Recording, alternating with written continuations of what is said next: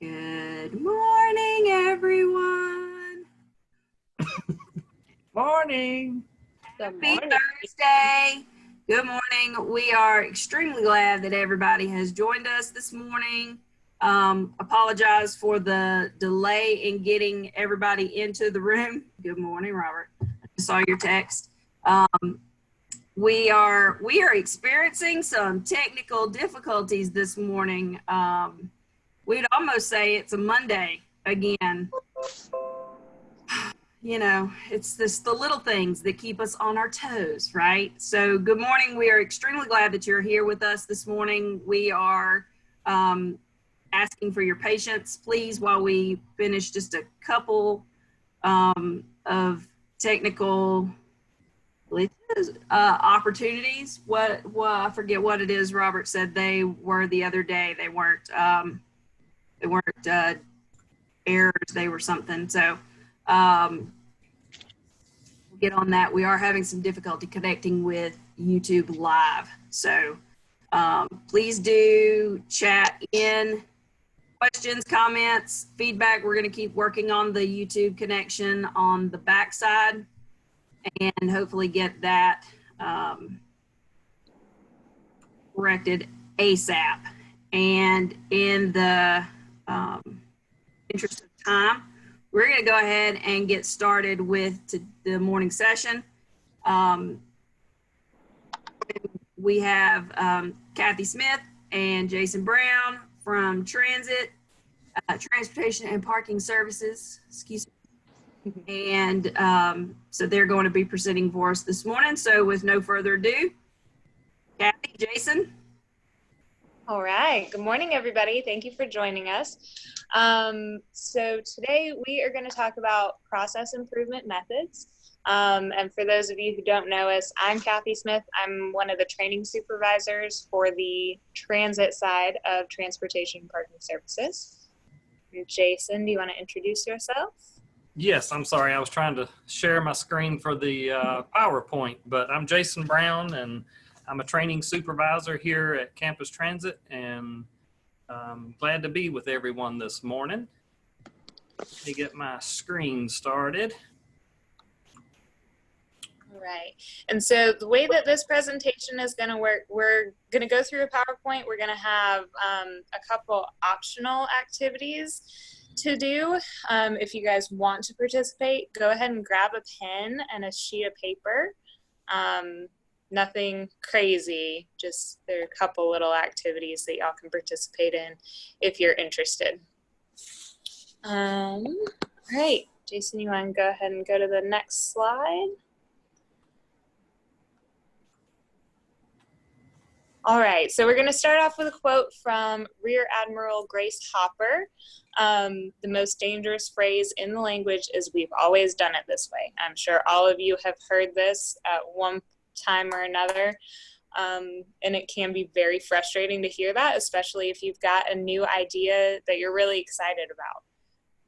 And then we've got a video up next to talk a little bit more about why that's a problem.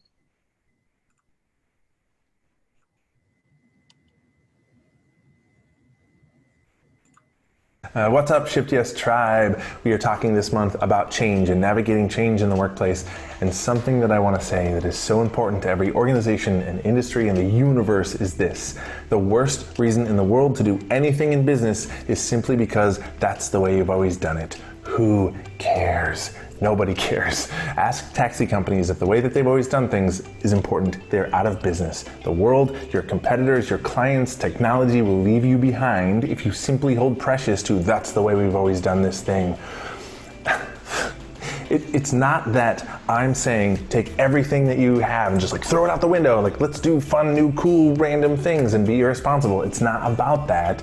It's just that as an organization, truly, if you want to change and thrive and adapt and survive in business, you have to be willing to challenge the way that you do everything and simply be able to ask the question, is this right? If we started this organization today, based on everything that we know and everything that's out there, is this the way that we would do that thing? And if the answer to that question is no, stop doing it that way. It is so important important to like adopt this mindset, right? That like instead of holding precious to the way that we've always done things, the way you've done things is important because it's gotten you to where you are now, right? It's like made you successful in a lot of instances, but if you want to survive in the future, we have to just be fiercely committed as an organization to improving and being exceptional, and not just remaining comfortable and holding on to the way that we've always done things. And just to simply have the courage to be able to put something on the table and say, is this the best way to do this, right? Based on everything that we know. And if it is, great, we keep it.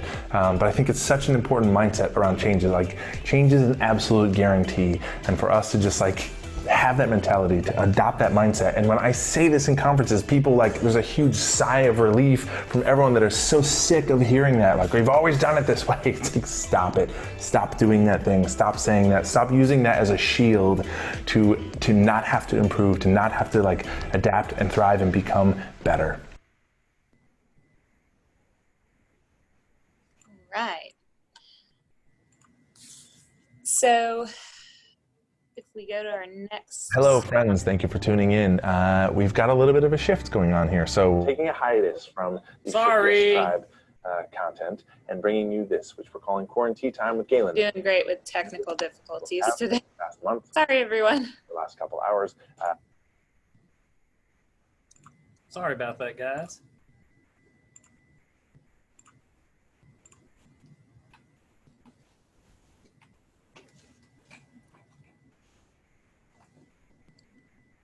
Okay, so we're going to take a quick break for discussion. So look at these questions, and if you guys have a response that you want to share, chat it in, and we can talk about your responses for a couple minutes. Has one of your ideas been shot down because it's different from how you currently do things? And when you were told no, were you given an actual legitimate reason, or were you just told, no, we do it this way because this is how we do it? So chat your responses in, and we'll try to talk about some of them.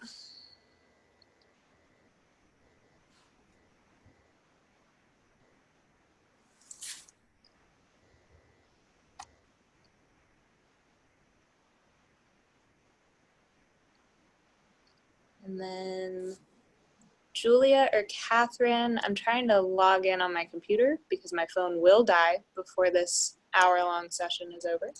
Could you swap me to a host on my computer?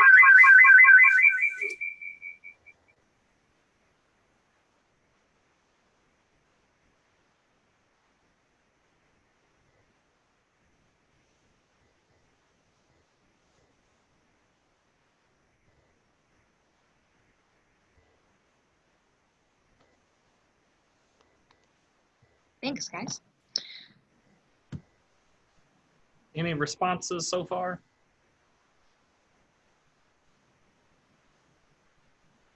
Yeah, we do have a couple. Robert says he's been told he's going to break things. But sometimes that's what you have to do in order to make stuff work. And then Claudia says when she was in IT at Bell South in the 90s, she told her coworkers how we'd done something at a different division, and they poo-pooed it and shot it down as they didn't want to listen to her. And after a while, she gave up. I don't blame you, Claudia. It can be very frustrating. What's the point of thinking of good ideas if nobody's going to listen to you?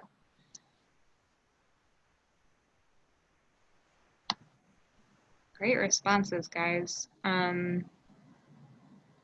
and I agree with you, Mark. I think a lot of people just are afraid of change and trying to do something different. That can be scary for some people. A lot of people are very set in their ways, and they like something purely because they're familiar with it.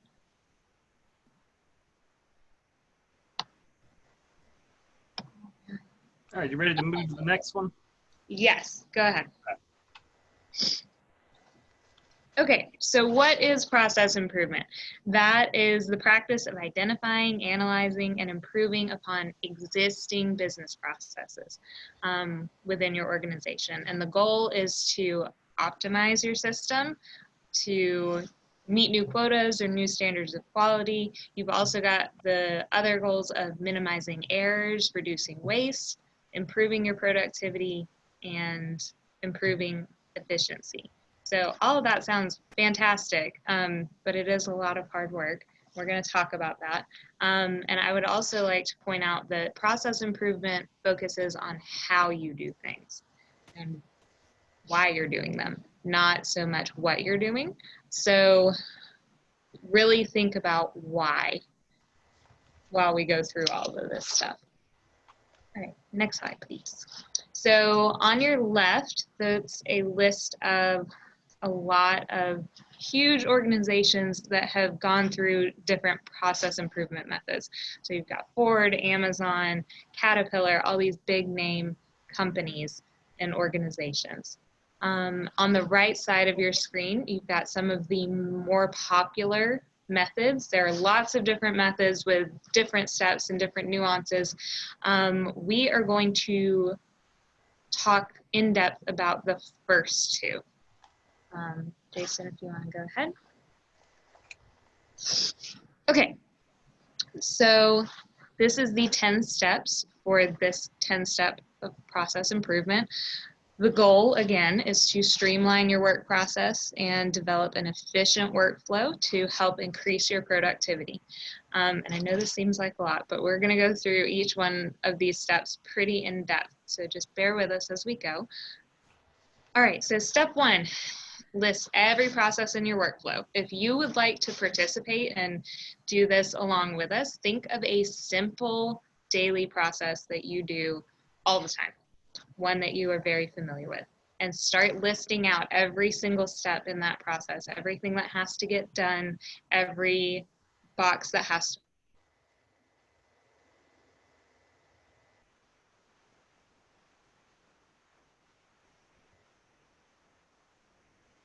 Did we lose Kathy?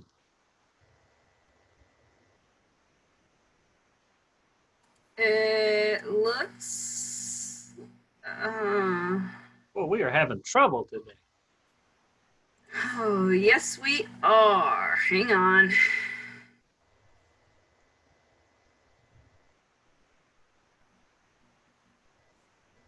She had to restart her.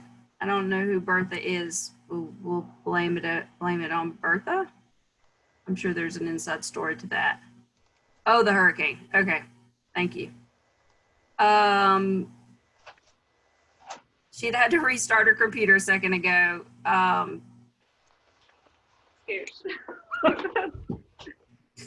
Bless it. Sorry, guys.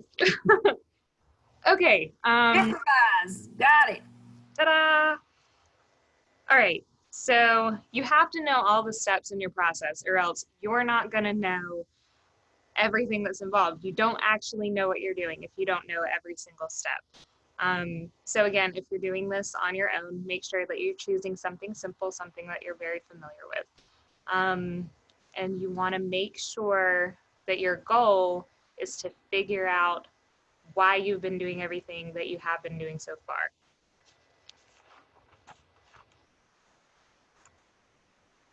All right, step two, identify. So you're gonna focus on key areas for opportunities to improve. You're gonna look particularly for areas of decreased motivation or unclear instructions, communication breakdowns, confusion on the part of the people who are in charge of those processes, things like that. That's what you wanna focus on. Then you want to also identify factors that are causing your effectiveness to decrease. And you want to fill in those gaps and create a better version of your process. And then make sure your new improved workflow doesn't have any loopholes. So an example for this, let's say one person is in charge of a certain part of your process.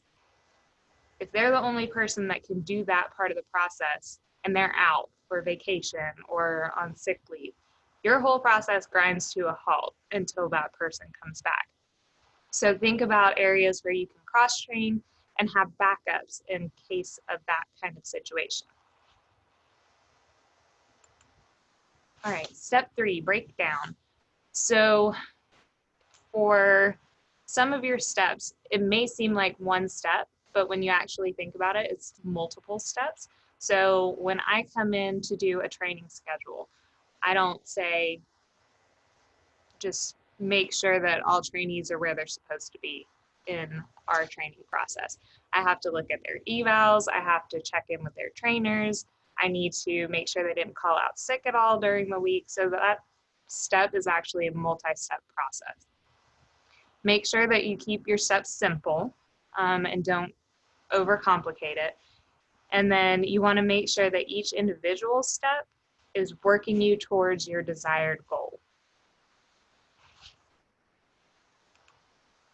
Step 4 is to prioritize. Each part of your process is going to be more or less important than another. They're not going to all be weighted the same. So you want to make sure that those ones that are really important do get done and get done in a timely manner or where they're supposed to be. Some steps may be flexible and you can kind of do them whenever you need to throughout the process, or you can do them on the fly without a whole lot of planning. Other steps in that process, they may have to be scheduled, they may take a lot of planning, and they might have to be at a specific time. So for example, we have different types of training in our training process. One of those steps of training is called line training, and that's when a trainee hops on a bus that's actively in service with a trainer. Those sessions are very easy for me to schedule. Basically, all I have to do is look at the trainee availability and then look at who I've got on my buses that are currently in service. And I can schedule that within 5 minutes. Then we've got CDL training. When drivers are training to get their CDL and we are scheduling their tests, that has to be scheduled through the DDS and has to be done 2 weeks in advance and has to have accompanying paperwork. So that takes a lot of time, and I have to make sure my ducks are in a row well in advance of that test to ensure that it gets scheduled and can happen on the scheduled day. So a CDL test takes a higher priority than a line training shift when I'm doing my scheduling. So think of those kinds of things that you need to plan for, things that you need to have accompanying documentation, all of that kind of thing to make sure that your process is streamlined with enough planning ahead of time. All right, step 5 is to document. You want to document everything that you're doing, how every step goes, how you've changed everything. You don't really need to make like a formal step-by-step thing until you've got your revision set and you're pretty set on how you want this process to go. But you want to make sure you're documenting what's actually happening and then also compare that to how you think it should be happening. It's also important to document where changes have been made and why you've been making those changes, because if you don't have that, you may go back to doing something that you were doing ahead of time that wasn't actually very efficient. So that can help you prevent backsliding. Step 6 is to automate. Sometimes your process can be automated or part of it can be automated. So seek out tools that can help you improve. Do some Google searches, ask colleagues in other departments or at other universities what they're using. For example, Campus Transit uses an online scheduling software. And in addition to part of our scheduling being automated, all of our driver swap for shifts are all automated. So a driver can put up one of their shifts on a trade board, another driver can pick that up, and the computer automates all that. There's not a supervisor needing to oversee every shift change to ensure that it gets done. We also use Team Dynamics for our safety management system. David and Thomas spoke pretty in depth about that yesterday, but we use that for everything, for charter requests, accident responses, customer complaints, driver concerns, Speed alerts, we use that for everything. And the way that Team Dynamics is set up is as soon as you create a ticket and you classify it, you can work it through a specific flow that you customize. So every step along the way, a person gets notified that it's their turn to do something, and they get notified when their step is complete. And then it's completely automated. So we have a track record of every single interaction on that ticket. Step 7 is to test your proposed workflow. Evaluate how it works in an actual workplace environment. And then consider applying it to an upcoming project. I would also recommend start little. Have a small group start this process first. Don't necessarily roll it out to your entire department all at once. For example, when we first got our electric buses and we had 20 of them coming in, we didn't put all 20 out all at once. We started just one bus at a time, just trying to make sure that we could plan for the battery capabilities, we could plan for the passenger loads, but we did it gradually. I would also recommend for if you're switching systems or anything technological, maybe try running your current system alongside your new system to see how they compare. We've done this with our scheduling software. We've changed twice now, but each time we change, we try to run them alongside each other to see where our changes need to be made, how our process should be adjusted for the new software. All right, step 8, adjust. Always be ready to adjust. It's not going to be perfect your first time through. And also give it some time, because it's not going to happen all at once. It's not going to be effective all at once. You need to give all of your team members plenty of time to learn the system, get used to it, get efficient with it before you just throw it out. Also, you want to make sure that each sub-process in your workflow is running smoothly. Let's say that you make several changes to your workflow, and after you start testing it, the workflow as a whole is not working well, but when you look at each sub-process, it's really just one sub-process that's holding you up. And then just be prepared to make those adjustments as you go. I would also recommend asking for feedback from everybody involved in that process. So if you're including multiple departments, make sure that you're asking all of them how it's going from their end. If this is for your customer base, make sure that you reach out to some of them as well to get their feedback, because while it may work better for you, it may not work better for your customer base. Step 9 is implementation. So after you've tested this, you've played around with it, you've made some adjustments, then you may be ready to roll it out department-wide. Before you do that, you need to make sure that you communicate these changes to all people involved, even those who aren't directly involved, just so they know what's going on. And you need to train people how to do this. If you can't do that, it's not going to go well. All right, and then step 10 is to refine. Continue working on it. Make sure that you're checking back in with how the process is going. You need to just be ready to adjust some more. And then I would also recommend reevaluating after each policy change, if you have a shift in service level, or if you update your technology, look at that process again and make sure it's still working as well as you'd like it to. For example, we switched to online scheduling software about 5 years ago or so. We're on our 3rd different software system. So, our first one was great. Then there were some issues with the legal department, so we had to switch.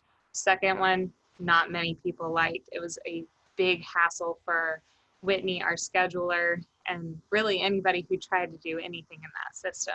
And we're about to start up with a new system, so we're working on how that new system is going to affect our scheduling process. All right, I'm going to turn it over to Jason. He's going to go over, oh, sorry, discussion break number 2, real quick, in this chat. Feel free to type in your answers. For those of you who came up with your own example, how many steps did you have in your process? And then was it more or less than you anticipated? So chat about that for a minute.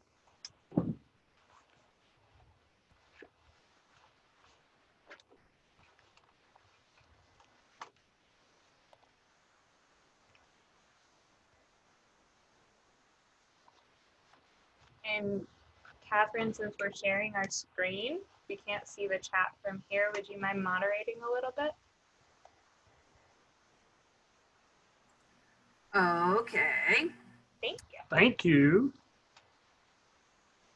Let's see.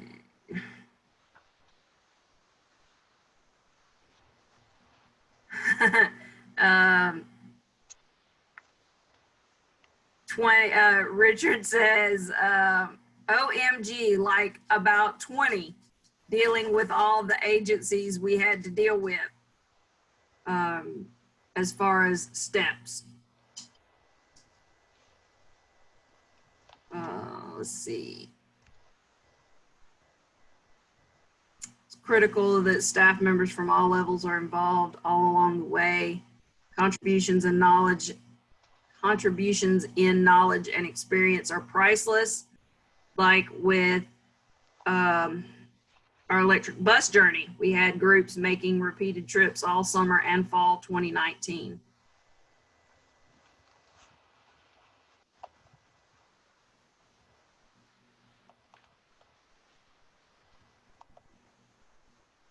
Not much commenting going on in the chats. That's all right. We can move on to the next process of improvement. The next one we're going to talk about is a lot less steps than the 10-step process, but this one is called the 5 whys technique. And I told Don when he first came to transit, I noticed a lot of times Don would, look at me and say, "Why?" Or I'd hear him ask other people, "Why?" And now after doing this research for the 5 whys technique, I definitely understand why Don always asks why. So the 5 whys technique, there's going to be problems that are unpredicted that are going to occur in your processes. Fixing a problem quickly, it might be a convenient solution, but it doesn't protect your work process from recurring mistakes. You might fix it quickly, and then a little bit down the road, something is going to rear its head and throw a wrench into the process. You want to focus on finding the root cause and tackle it properly. You don't want to make anything, any quick decisions that will fix it on a short term, even though sometimes we can do that and it might work for a little bit. But a key factor for successful implementation of this technique is making an informed decision. The decision-making process should be based on an insightful understanding of what is actually happening. You don't want to assume what is happening.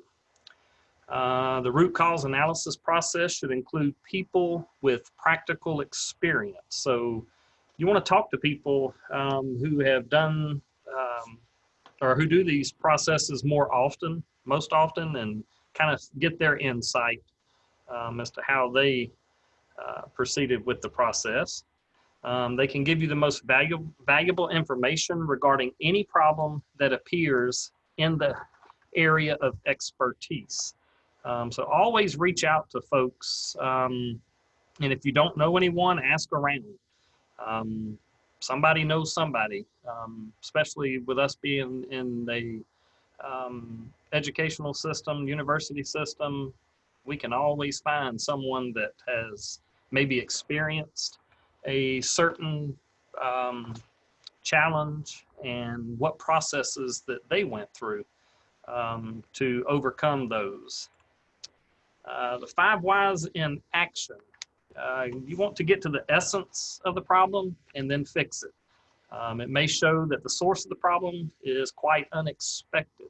Sometimes we might think that one thing might be the problem and it turned out to be something totally unexpected.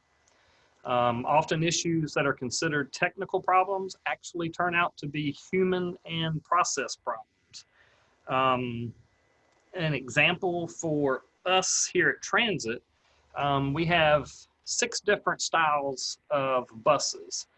And when you have drivers that typically drive one style bus and their bus may be held in for maintenance or mechanical issue and they're put into a different style bus, a lot of times they are a little bit unfamiliar because the timing, you know, it's been a couple of months, maybe 6 months since they've driven that style bus.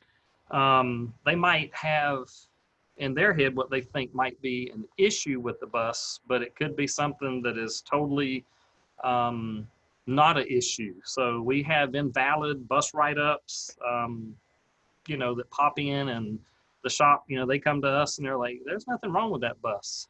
So just, you know, moving from different buses to buses kind of sometimes creates more of a human side of the process. This is why finding and eliminating the root cause is crucial if you want to avoid repeat failures. And we're going to, the next slide is going to show an example of some whys. So you see the problem, ran through a red light. Well, why? Late for work. Why? Woke up late. Well, why'd you wake up late? Alarm clock broke. Why? Didn't check and see if it worked. Why? I forgot to do it last night. So you see, you can sit here and ask whys until you get to the root problem and hopefully rectify that alarm clock issue. An example could be the root cause. Well, how about a second alarm clock? I know I have to have one across the room so that I have to physically get myself out of bed and go cut it off. Sometimes I might jump back in bed after I hit snooze, but anywho, so is this yours or mine, the next one? The purpose. Okay, so the purpose of the 5 whys analysis is to inspect a certain problem in depth until it shows you the real cause. Keep in mind that 5 is just a number. You can ask why as many times as you need in order to complete the process and take the appropriate actions. This technique may help you achieve continuous improvement at any level. But one thing to keep in mind with the whys, you don't want to ask way too many because you can go down a rabbit hole. But so discussion break number 3. For those of you who tried this out, how many whys did you get? Did you find the root cause of the problem, or do you need input from others?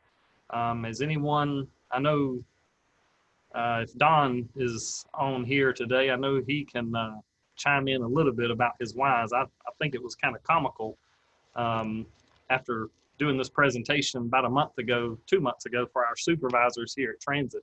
I told him, I said, now I know why you ask why. So is there anyone out here that has used this? Robert mentioned that process mapping is so important because people only see the portion of the process that they are personally involved with. And we need to be inclusive in the process so everyone understands all the pieces involved. And Todd said, so Maggie says, let me back up and say, Maggie says, keep asking why until someone says, because I said so. I don't know that I can recommend that necessarily, but we'll whatever works for you, Maggie. And Todd said he agreed with your last statement on too many whys. That's why at a point, he will ask more of the what if. That's a good one. If when the why has two answers, so you why them both and it branches from there. Good responses. So there have been times where I have asked one manager or coworker about something and asked why like 10 times, and then went to another manager or coworker to compare. And then someone else said, sooner or later you run into a wall. You do. And I think a lot of the, for me, the why, there's the, if you're getting into the, I want to know how the whole system works, there's a time and a place. If we're in a crunch time and things need to be done in a timely manner, and you don't necessarily that's not the correct time to get into the whys and the breakdown of the whole process, but to say, okay, well, we can come back to that to dissect the process right this second. It just needs to be done. So keep in mind that as the asker of the why, if you get a short answer or an answer that you feel like requires, I think of the children. Anybody that has children can remember those very young phases where we would say to do something and get, well, why? Why? And we revert back to that, I think, at times, for some of us, but think about that also as the asker of the why question, is this the right time to address all of the whys at this time, or should I just say, okay, I'll do what needs to be done now, and then I can come back and get, we could dig into that deeper later. Yeah, Kathryn, one of my neighbors, he's a construction worker, and I like to watch him when he's repairing stuff. And it might get on his nerves, but a lot of times I'm like, well, why are you doing that? And I have to emphasize that I'm not a construction worker, but I'd like to ask why, just to see the reason, okay, why are you doing this? And then when he's done, I'm like, okay, that makes sense. But yeah, even as adults, a lot of times, like you said, we revert back to, well, why? Why? And it just, but like Todd said, though, you can ask why too many times and it's going to go down a rabbit hole. But I'm going to turn it back over to Kathryn to move on with the presentation. I just wanted to add a quick note. While you're asking why, I think it's important to emphasize that you're not challenging this person that you're asking. You're just trying to understand. So that's something to consider if you do start to ask why. Just make sure you're checking your tone of voice and emphasizing that you're trying to understand, that you're not trying to challenge what's being done yet. All right, so how do we get started with the 5 whys at work? So step 1 is to form a team. And this team should be made up of people from all different departments, all different shifts, different locations on campus if your department is split into different locations. And that is going to give you the most well-rounded group of perspectives.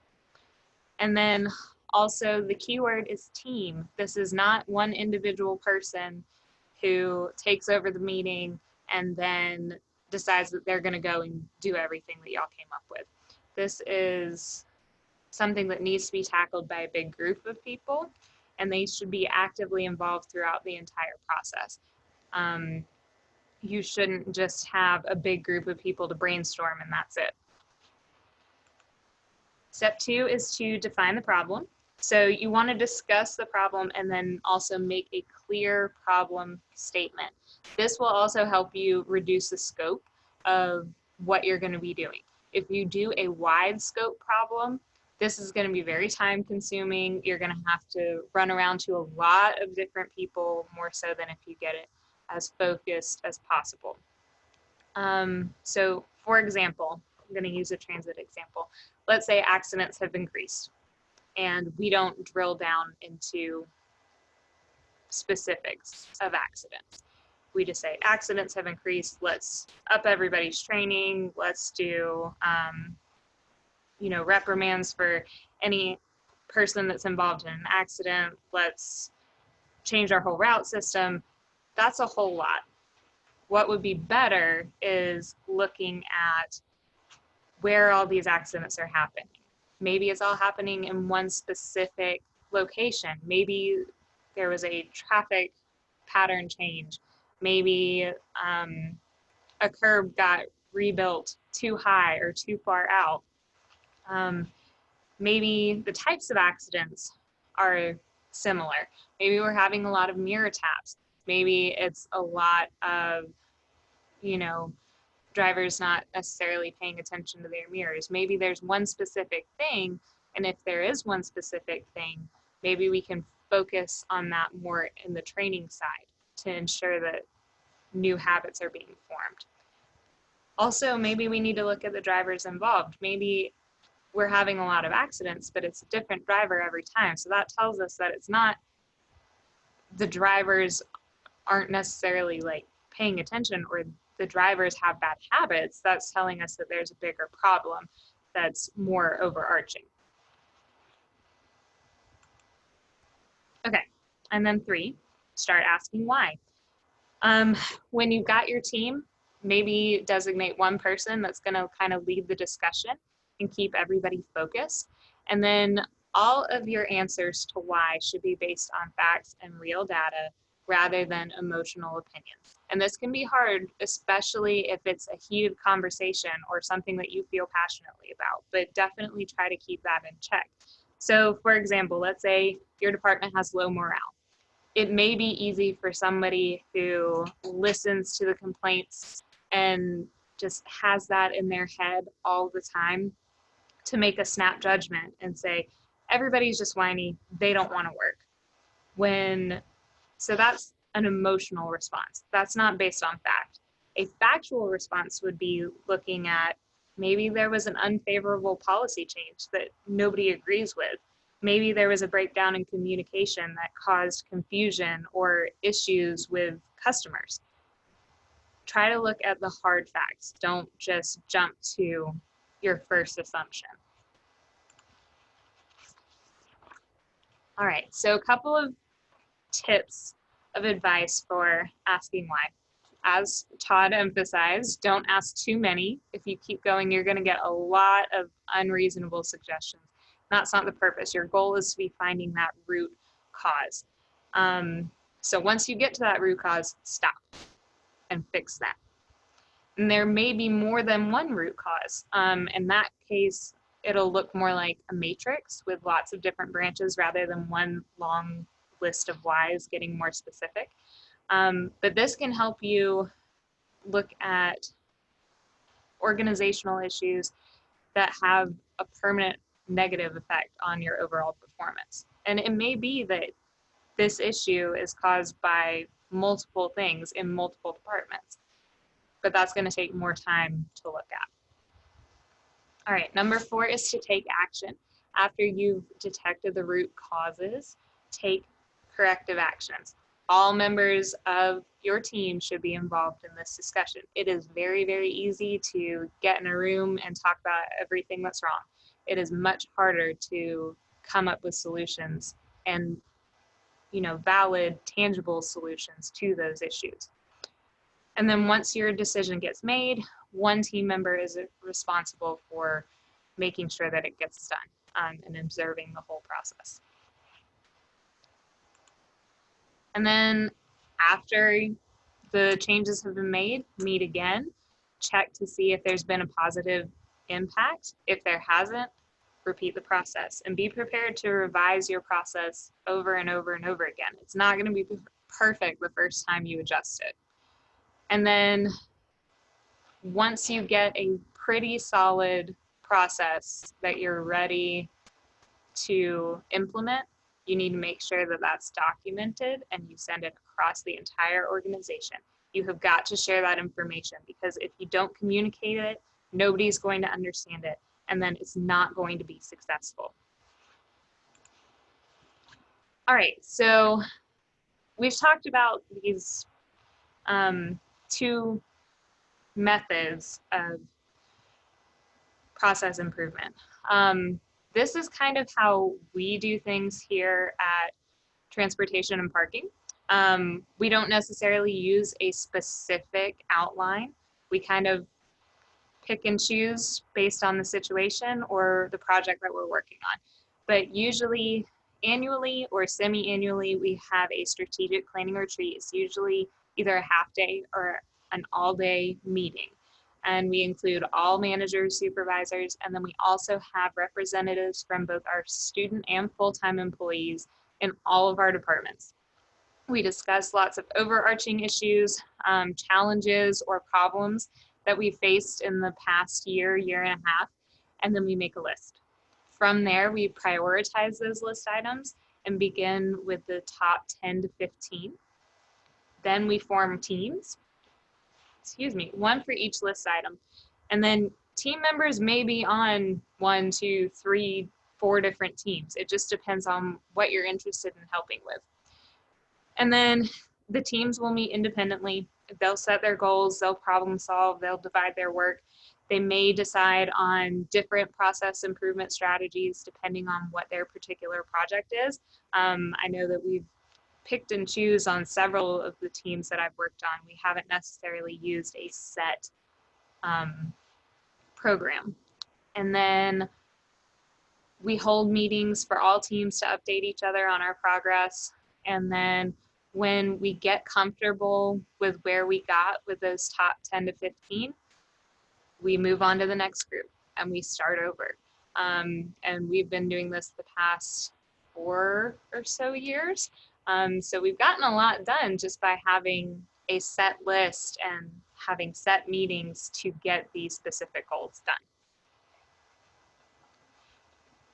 And then this is also a great opportunity to reach out to some of your employees who don't necessarily get the opportunity to participate in these kind of decision-making activities on a regular basis. And they're really a great source of knowledge, especially for how your processes work.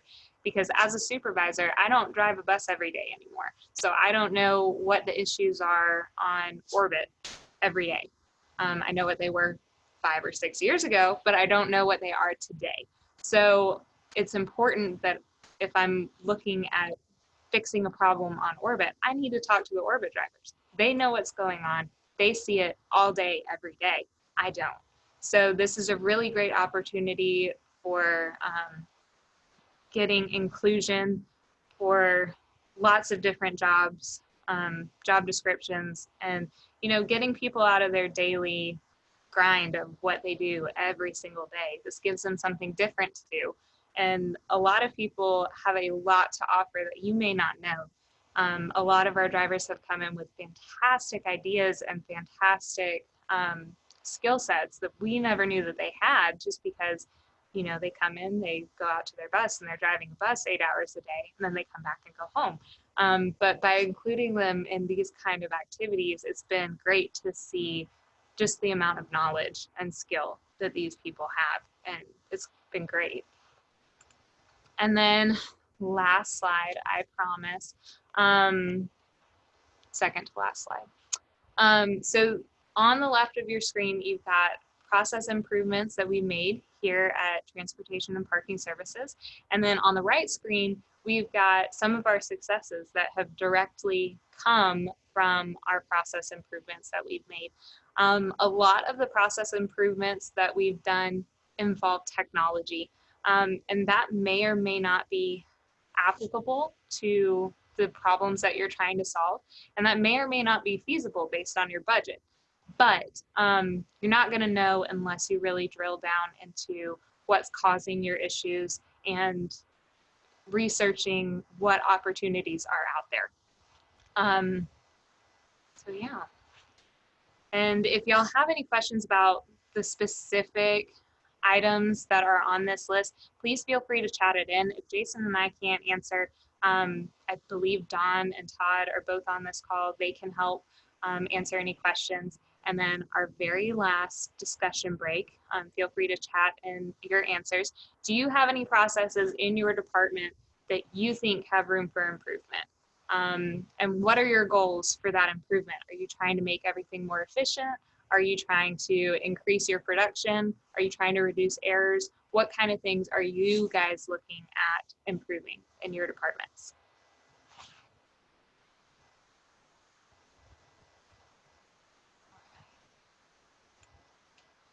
And then that's our resources, but let me go back.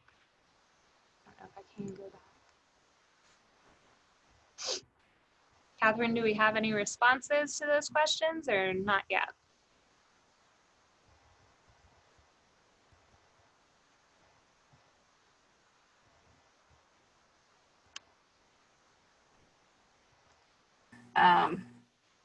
There's many processes that have room for improvement.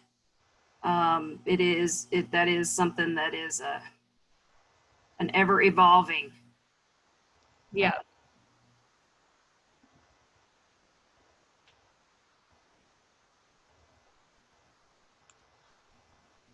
There we go. Let's see. All right, I was able to figure out how to pull up the chat so I can see everybody. All right.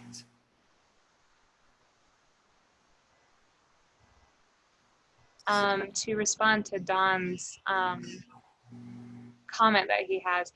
So our buses used to make the left turn from Lumpkin Street to Ray Street.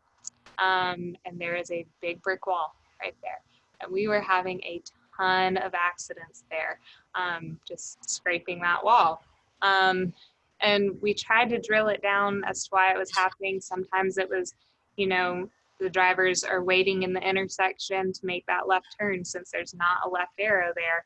And, you know, they inched up too far before they were able to get through. Or the car on Ray Street had pulled up too far past the stop bar, so they were busy trying to get around that car and got too close to the wall. So we tried just emphasizing that turn more in training, but really, I mean, you can't control the traffic patterns. You can't control how far people are going to pull up or how quickly that light's going to change. So ultimately, we ended up just rerouting our buses and taking that turn out, and that obviously decreased all of the accidents that we had there.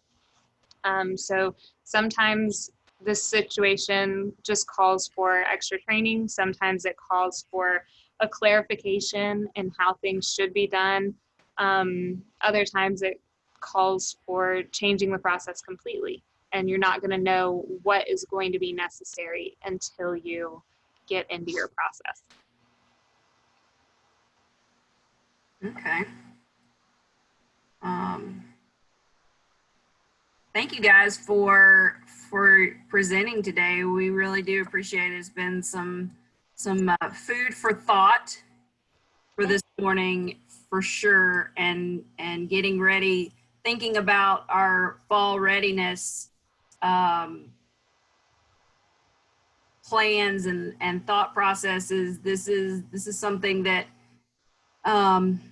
is a good segue, I'll say, into our next week content. So definitely keep thinking about process improvements, things that we could do to improve next week. As hard to believe as it is, next week is actually going to be June. Yeah. And so with the coming of June 1, we start in our fall readiness content, and we will be we'll be doing some different presentation about how each of the departments are getting fall ready. So that's going to be it's going to be an interesting week. Think back to the first week of all of our sessions that we started this is the 9th week, so 9 weeks ago. And think back to that first week and how we started building all of, talking about all of the different departments and the different leadership, communicating about their departments, and we are going to be starting next week with that. So be ready for June 1st and fall readiness. It is here. It is upon us. This afternoon is building self-confidence at the 2 o'clock session. So be sure and join us for that. You don't want to miss it. And yes, thank you, Morgan. Be ready for fall ready. Fun play on words. So look forward to seeing everybody this afternoon at 2. And then tomorrow morning, we're going to be cooking with Chef Jorge again. We're making flan. So in the meantime, I hope everybody has a great rest of your day. Stay safe. Have a good afternoon. Bye, everybody. Bye-bye. Thank you.